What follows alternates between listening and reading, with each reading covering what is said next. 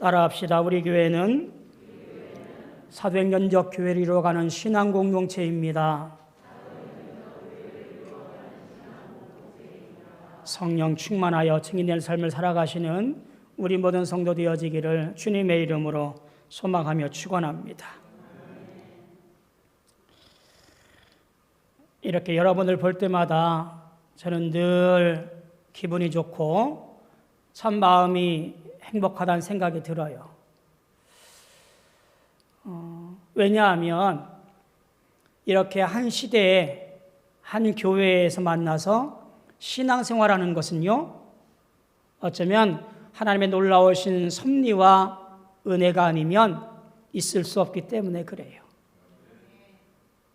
하나님께서 우리를 미리 아시고 인도하시고 부르셔서 이 시대에 우리 장안원 교회에서 신앙 공동체를 이루게 하고 함께 합력하여 선을 이룰 수 있는 놀라운 교회를 만들어 가도록 주의 일꾼 삼으신 것이 그저 우리가 원해서가 아니라 하나님께서 인도하셨기 때문에 그런 줄로 믿고 감사합니다.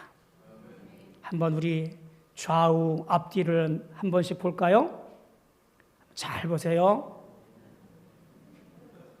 얼마나 귀한 신앙의 형제자매인지 모릅니다. 더욱더 우리 믿음으로 협력해서 올 한 해 복된 한 해 누리기를 주님의 이름으로 소망하며 축원합니다. 또 이 감사한 것은 오늘 보니까 우리 원로 장로님들이 이렇게 많이 나오셨어요. 올해 더욱더 건강하시고 주 안에서 복을 누리시는 우리 원로 장로님들, 우리 장로님들, 또 우리 모든 성도 되어지기를 축복합니다. 1월 6일부터 교회력의 절기로 볼 때 주연절이라고 부르면서 시작이 되어졌습니다. 주연절이라고 하는 것은 한자어로 주인 주자에다가 드러날 현자를 씁니다. 굳이 뜻을 보자면 주님께서 나타나신 절기, 그렇게 볼 수 있겠지요. 주연절은 성탄절이 지난 후 12일쯤 되는 때 보통 1월 6일부터 주연절이 시작되어집니다. 이 주연절의 전통은 두 군데서 비롯되었어요. 로마 카톨릭을 중심으로 한 서방 기독교라고 하죠. 서방교회를 중심으로 한 전통적인 축제, 이 서방교회를 중심으로 한 로마 카톨릭은 동방 박사들이 예수님께서 탄생하였을 때 찾아와서 경배한 것, 이것을 기념하는 축제로 삼았습니다. 그리고 그리스도교회를 중심으로 한 동방교회를 또 하나의 축으로 하는 축제가 있어져요. 이 동방교회는 예수님의 신성을 강조해서 세례 받으시면서 이는 내 사랑하는 아들이라 라는 놀라운 선포를 했던 것을 기억하면서 세례를 통해서 이제 이 축제 주연절을 지키게 되어집니다. 언제부터가 맞느냐? 그것이 중요한 것이 아니지요. 어쨌든 이 땅에 예수님의 신성을 나타내는 절기, 이 땅에 메시아로서 그리스도로서 구원자로서 드러내시는 사건이 이 주연절 기간의 모습이라고 하는 거지요. 왜 우리가 이 주연절을 지켜야만 할까요? 우리는 이렇게 투덜거릴 수 있습니다. 하나님이 계시다면 도대체 이렇게 힘든 세상을 보낼 수 있을까? 하나님께서 살아계시다면 선한 사람은 복받고 악한 사람은 벌받아야지 왜 반대로 되어지는 세상이지? 하나님 살아계시다면 그 살아계심을 내게 보여주십시오 라고 투덜거리는 우리에게 하나님은 그렇게 말씀이 육신이 되어 이 땅에 오셨고 그리고 보여주시고 드러내신 절기, 그게 바로 주연절인지라. 따라서 오늘 우리는 주님의 오심을 기억하며 말씀을 따라 살 것을 다짐하며 오늘 여전히 나와 함께 하시는 하나님을 고백하고 잊지 않고 살아갈 것을 결단하는 절기, 그 주연절을 지키는 때가 오늘의 모습이라는 이야기예요. 우리는 이 주연절기를 보내면서 기억해야 됩니다. 그리고 믿고 고백해야 됩니다. 하나님께서 나를 사랑하시는구나. 하나님께서는 언제나 나와 함께 하시는구나.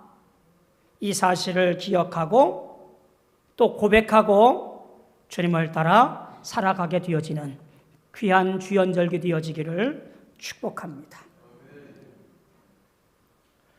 얼마 전에 한 선배 목사님을 만났는데요. 마침 어느 집사님을 만나서 이러저러한 얘기하는 가운데 그 선배 목사님이 당신의 교회 집사님을 이렇게 소개합니다. 이분은 참 마음을 시원하게 하는 집사님입니다 라고 소개하는 거예요.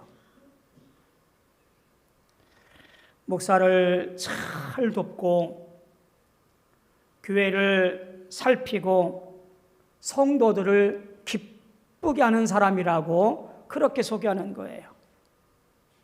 이분이 교회에서 일할 때 그 모임이 화기애애하고 또 이분이 참여하면서 봉사할 때마다 늘 모든 분들이 기뻐하고 평화를 누리고 감사하게 되더라, 그런 얘기지요.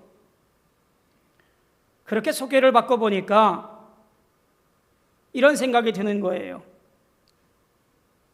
아마도 그 집사님의 마음속에 임마누엘이 하나님이 함께 하시니 예수님의 십자가의 사랑을 경험하고 그 은혜가 그의 중심을 휘잡고 있으니 그런 모든 일에 있어서 주님께 영광 돌리며 찬송하는 삶이지 않겠느냐라는 생각이 드는 거예요. 우리는 종종 이런 경험을 합니다. 어떤 사람 만났을 때에 기분이 좋아지고 항상 곁에 두고 또 만나고 싶은 사람이 있는가 하면 어떤 사람 만나면 만날수록 부담이 되어지고 다시는 보고 싶지 않은 사람이 있잖아요.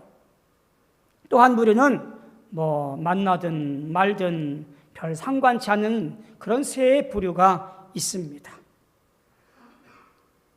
예수 믿는 성도라면, 십자가의 은혜로 새 생명 얻은 사람이라면 나는 과연 함께 신앙생활하는 교회 성도들과의 관계 속에서 어떤 사람으로 비춰질까? 이런 질문을 한번 해보면 좋겠다 생각이 들어요.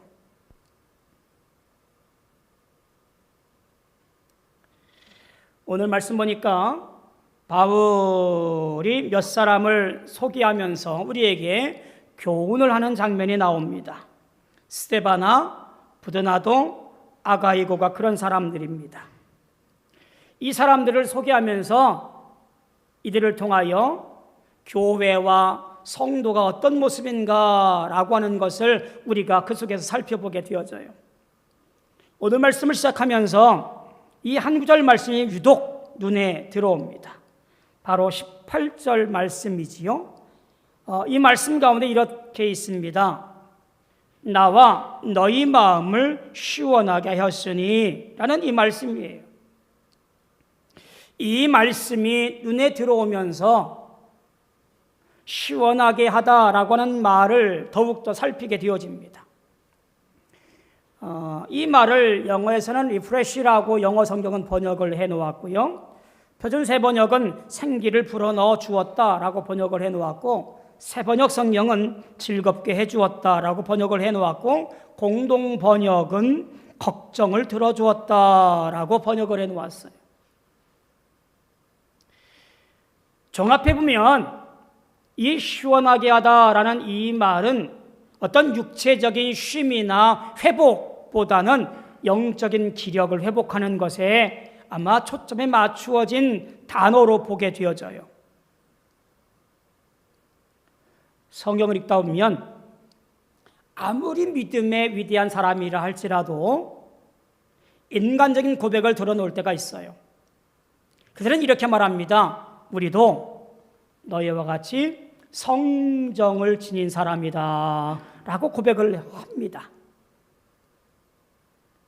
바울이 전도를 하면서 대단한 하나님의 능력을 갖고 기적을 일으키는 사람이었습니다만 때때로 그도 사람인지라 좌절하고 실망하고 포기하고 싶을 때가 분명히 있었을 겁니다.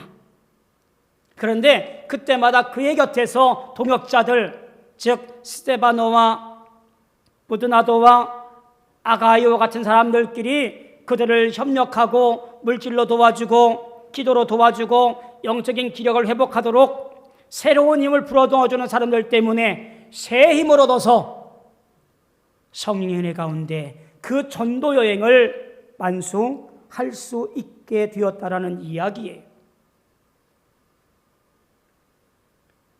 여기에 좀 더 추가해서 보면 마음이라는 단어도 보게 되어지지요. 이 마음으로 번역된 푸뉴마라고 하는 것은요, 영이란 뜻이에요.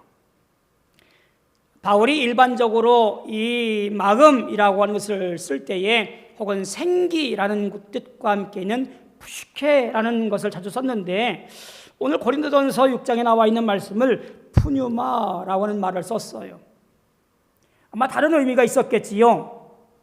그는 이들을 통해서 어떤 감정의 위로만이 아니라 이들을 통해서 하나님과의 교제하는 영혼까지 회복되어지고 선한 영향력을 끼쳤다라고 하는 것을 강조하렸던 것은 아닐까 싶은 생각이 들어요. 말하자면 에베소서에 머물러 있으면서 저 고린도 교회가 여러 가지 문제로 인해서 시끄럽다는 소리를 들었는데 그 고린도 교회를 위해서 기도하고 있었는데 이 스데바나와 그의 일행들이 당도해서 고린도 교회 여러 가지 사정들을 이야기하며 위로하고 해결함 받게 되었으니 그는 그의 마음이 시원하게 되었다라고 하는 거예요. 영적으로 기력이 회복되었다라고 하는 고백을 하게 되어지는 거죠. 사랑하는 성도 여러분, 올 2022년 주 안에서 사랑하는 성도들이 오늘 바울이 성도를 이야기할 때의 모습처럼 우리 모든 성도들이 주님의 마음을 시원하게 하는 한 해가 되어지기를 소망합니다.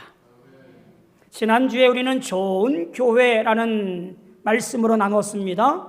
좋은 교회 안에 소속된 성도들이 좋은 성도가 되어서 하나님 마음과 예수님 마음을 시원하게 하고 성도들과 성도들 간에 힘을 북돋워서 주의 나라 위해서 하나님 나라 확장되는 일을 위해서 쓰임받는 아름다운 관계가 되어질 때에 거기에 더욱더 은혜가 되어지고 복이 되어질 줄로 믿습니다. 저는 우리 교회가 그런 교회 되어지기를 소망합니다. 오늘 본문 바라보면서 이 말씀을 통하여 세 가지를 나누면서 우리 성도가 그런 성도, 마음을 시원하게 하는 성도, 좋은 성도 되어지기를 소망합니다. 첫째가 뭐냐면 섬기기를 좋아하는 성도가 마음을 시원하게 하는 성도가 되어질 줄로 믿습니다.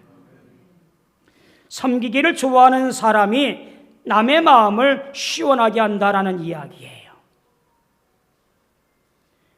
요한복음 13장 4절에 보면 유대인들은 더운 지방이어서 밖에서 들어오는 사람에게 최고의 인사는요, 발을 씻어주는 거예요.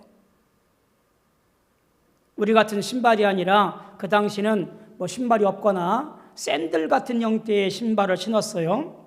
그러다 보니까 발이 지저분해요. 그래서 집에 들어오는 사람에게 물을 가지고 발을 씻겨주는 것이 최고의 대접이었어요. 그런데 주님과 제자들이 최후의 만찬을 위해서 집안에 들어왔는데 발을 씻겨주는 사람이 없어요. 모두가 대접받으려는 모습처럼 그렇게 털썩 제자리에 앉아버립니다. 예수님께서 허리에 수건을 두르시고 대야에 물을 담아 제자들의 발을 한 사람 한 사람 씻겨 주었습니다.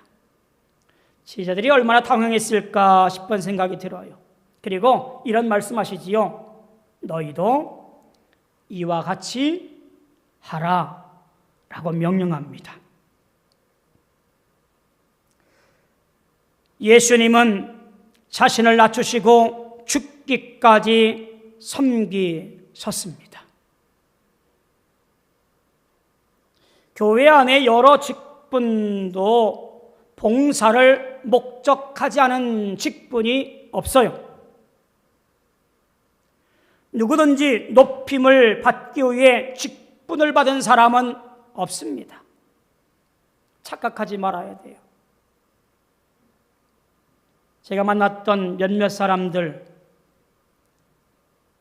그들은 직분 받은 이후에 그것을 명예로 여기거나 혹은 위세로 여겨서 떵떵거리고 큰소리치는 경우를 보게 되었습니다.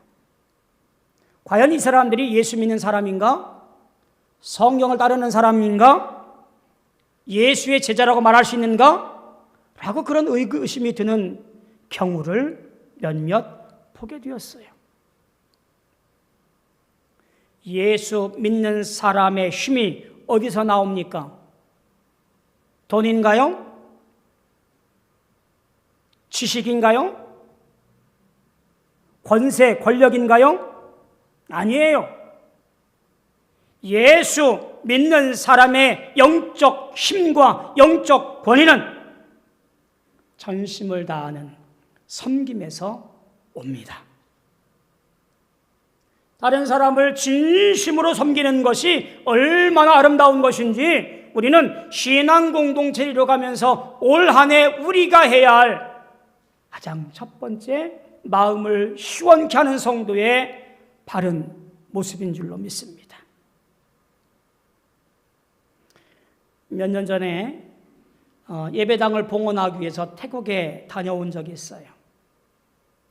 태국의 북동쪽 로이엣이라는 지역이었는데요. 첫 번째 갔던 교회가 지역이 라오끌랑이라는 지역이었고요. 그 다음에 갔던 교회가 양처라는 곳이에요. 두 지역에다가 교회를 짓고 예배당을 봉헌하러 들렀어요. 늘 가서 경험하는 거였는데요. 집집마다 들어갈 때마다 아주 시원하게 만든 물병을 내오는 거예요. 우리 같으면 그냥 물 한 잔 주면 될 것 같은데 250ml 물병 하나를 한 사람에 한 잔씩 주는 거예요. 더운 지역이라 시원하게 잘 마셨는데요. 그것이 가는 곳곳마다 들어가는 집마다 당도하는 교회마다 매번 그렇게 물 한 병씩을 주는 거예요. 그래서 선교사님께 물어보았어요. 선교사님, 아니 왜 이렇게 물을 주는 거예요? 물어보았더니 여기는 손님이나 지나가는 사람에게 극진한 대접의 표현으로 물을 대접한다고 하는 거예요. 당시 태국의 물가에 비하면 이 물값은 조금 비싼 편이었습니다. 그런데도 불구하고 비록 생활에 여유는 없어도 집에 찾아온 손님이나 지나가는 사람을 그냥 내보내지 아니하고 전심을 다하여 대접하기 위해서 물 한 병을 건네는 거예요. 예배당 봉헌한다고 걸어주는 꽃을 메고 있고 환영의 표시로 허리에다가 띠를 둘러주는 그 과분한 대접받으면서 제가 얼마나 부끄러웠는지 알 수가 없어요. 그들은 전심을 다해서 섬기며 그리고 순종하고 있는데 나는 고개를 세우고 교회에서 제공된 편안한 것을 통하여 예배 봉헌하는 내가 됐다고 어깨를 들썩이면서 서 있는 모습이 얼마나 죄송스러운지 알 수가 없어요. 성경은 말합니다. 인자가 온 것은 섬김을 받으려 한 것이 아니라 도리어 섬기려 오셨다라고 예수님의 오심을 이야기하지요. 사랑하는 성도 여러분, 섬기는 자가 주님을 닮아 마음을 시원하게 하는 사람입니다.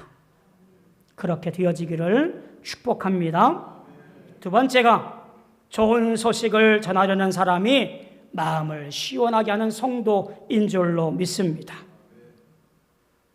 사람 만나다 보면 항상 우울한 소식을 전하는 사람이 있어요. 똑같은 사안인데도요, 그분은 나쁜 것만 보면서 전달해줘요. 그리고 그것이 나중에 오면 그렇게 큰 것도 아니었어요.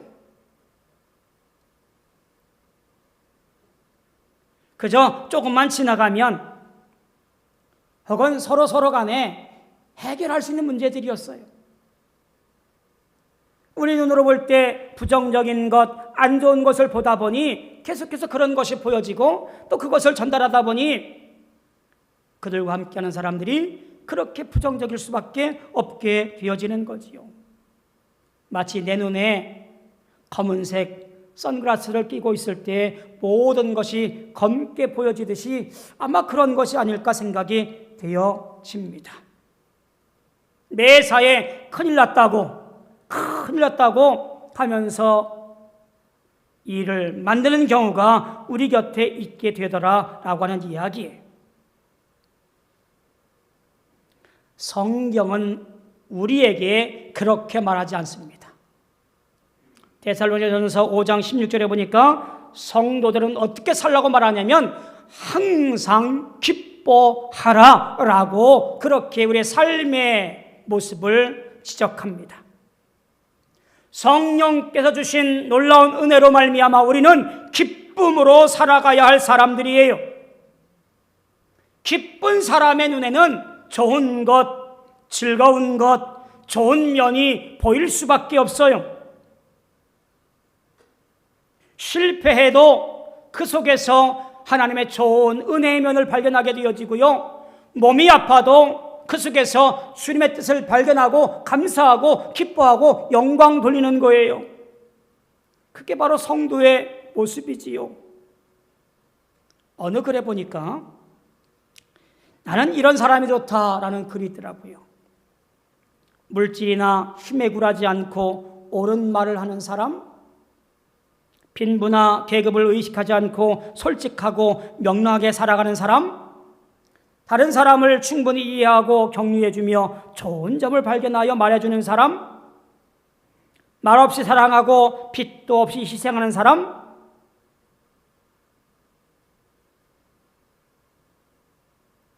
말없이 희생하는 사람들이 얼마나 우리를 기쁘게 하고 상쾌하게 해주는지 모릅니다. 가끔 저에게 용기 주는 사람이 있어요. 제가 설교를 끝나고 내려가면서 아주 갖은 생각을 다 해요. 이 짧은 제가 퇴장하는 길이지만 아이고 오늘 설교는 은혜를 못 끼친 것 같아. 우리 목사들 수쳇말로 아이고 오늘 설교는 죽 썼네. 그런데 감사하게도요, 인사할 때 그런 날은 더욱더 이런 말이 들려요. 목사님, 은혜 받았습니다. 제 마음이, 설교하고 내려간 제 마음이 영 시답지 않아도 우리 성도들이 목사님, 은혜 받았습니다. 그 한마디에 새 힘을 얻고 또 다음 주일 설교를 준비하는 거예요. 성도들 간에 어떤 인사가 많이 있어야 될까요? 집사님, 사랑합니다. 주님이 함께 하십니다. 힘내세요. 권사님 사랑합니다. 주님이 함께 하십니다. 힘내세요. 원수 같은 사람이라 할지라도, 꼴보기 싫은 사람이라 할지라도 우리는 믿음 안에서 한 형제와 자매가 되었으니 사랑합니다. 주님이 함께 하십니다. 힘내세요. 이 신앙의 인사가 우리에게 힘이 되어질 줄로 믿습니다. 한번 옆에 있는 분 쳐다보면서 이렇게 한번 따라해 볼까요? 사랑합니다. 주님이 함께 하십니다. 힘내세요.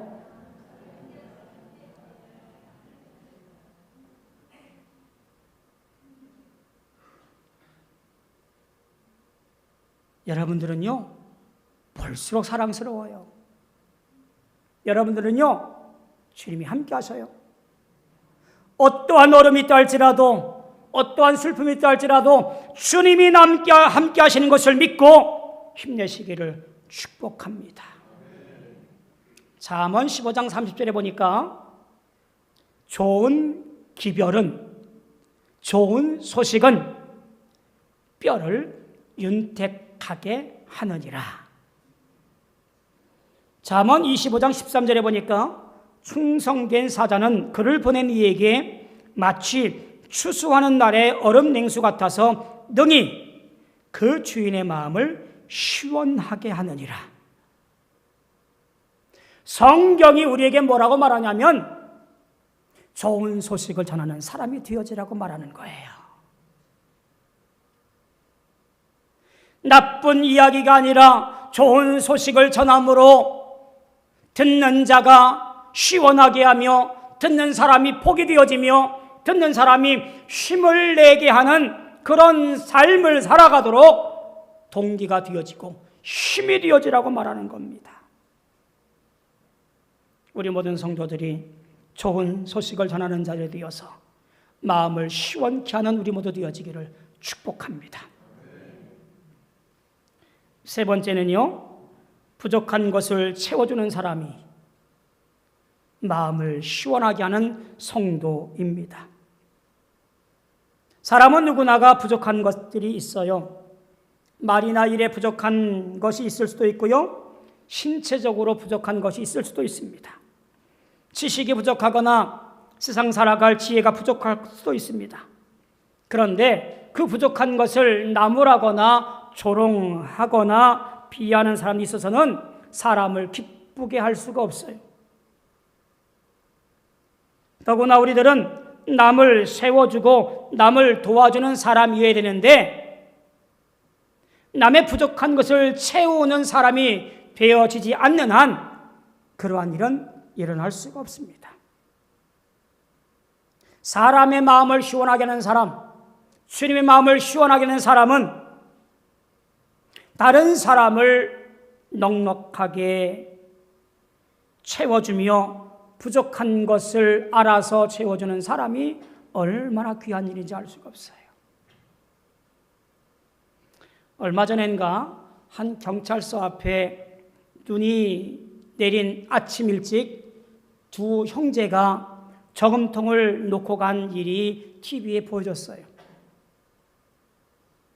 1년 동안 돼지 저금통에다가 열심히 돈을 모았습니다. 경찰서에서 그것을 열어보니 약 100만 원 정도 되었다고 그래요. 그래서 이게 편지가 있었는데요, 이 형제의 편지가 기가 막혀요.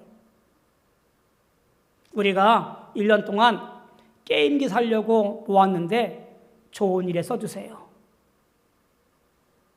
경찰서 문 앞에다가 놓고 깡총깡총 뛰어서 나가는 두 형제의 모습이 너무나 귀엽고 너무나 아름다웠어요. 제 속으로 기도했지요. 제발 저 두 아이는 예수만 믿는 사람이었으면 좋겠다.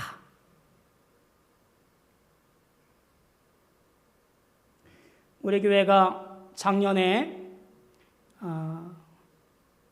이웃을 위해서 비록 작은 모습이지만 부족한 것을 채워주려고 했습니다. 다 아시다시피 추수감사주일에 컵라면을 모아서 우리 동사무소에 맡겨서 이웃들의 아픔을 조금 달래 주도록 그렇게 기증을 했지요.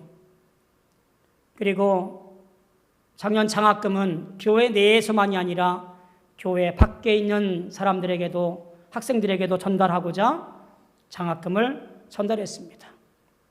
주민센터에서도 두 사람을 추천해서 두 아이에게도 전달해 줬고, 그리고 우리 서울연회 안에서도 추천받아서 장학금을 전달해 주었습니다.